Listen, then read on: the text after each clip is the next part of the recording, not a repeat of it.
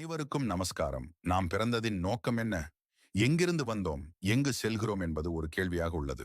நாம் ஓரறிவு ஜீவனில் இருந்து ஐயறிவு ஜீவன்களாக பிறந்து இறைவனுடைய பெருங்கருணையினால் ஆறறிவு மனித பிறப்பு எடுத்துள்ளோம். 84 லட்சம் ஜீவராசிகள் அனைத்தும் தான் வந்த கடமையை சரியாக செய்து மனித பிறப்பு எடுக்க ஆயத்தமாக ஆகின்றது.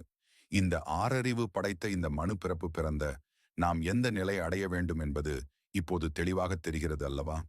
இதற்கு அடுத்த நிலையான தேவராகவும் நிலை ஒரு மெய்யான சத்குரு பிராணி அடைதல் வேண்டும். குரு இல்லா மனு குப்பையை என்கிறது வேதம். அப்போது ஒரு மெய்யான குரூப் தானே முதலில் தேடி அடைய வேண்டும்.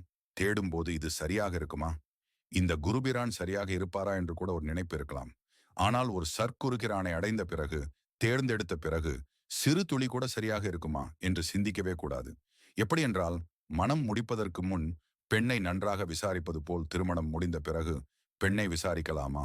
அதுபோல ஒரு மெய் சத்குரு பிராணி அடைந்த பிறகு முழு நம்பிக்கையும் அவர்கள் மேல் அன்பு வைத்து அவர்கள் கூறும் முன்னுற உழவுகளை இந்த உலக வாழ்க்கையின் லட்சியமாக கொண்டு அவர்கள் கூறும் சட்ட திட்டத்திற்கு முறையாக நடந்து இந்த உலக வாழ்க்கை ஒரு மாயை தன் சத்குரு குரான் கூறுவதே மெய்யான நித்திய வாழ்வுக்கான வழிகாட்டுதல் என்று உண்மையாக உணர்ந்து குரு வழி பற்றி சொர்க்கபதி சென்று அனைவரும் அடைவோம்.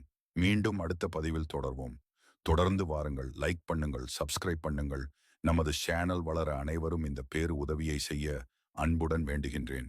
அனைவருக்கும் நமஸ்காரம்.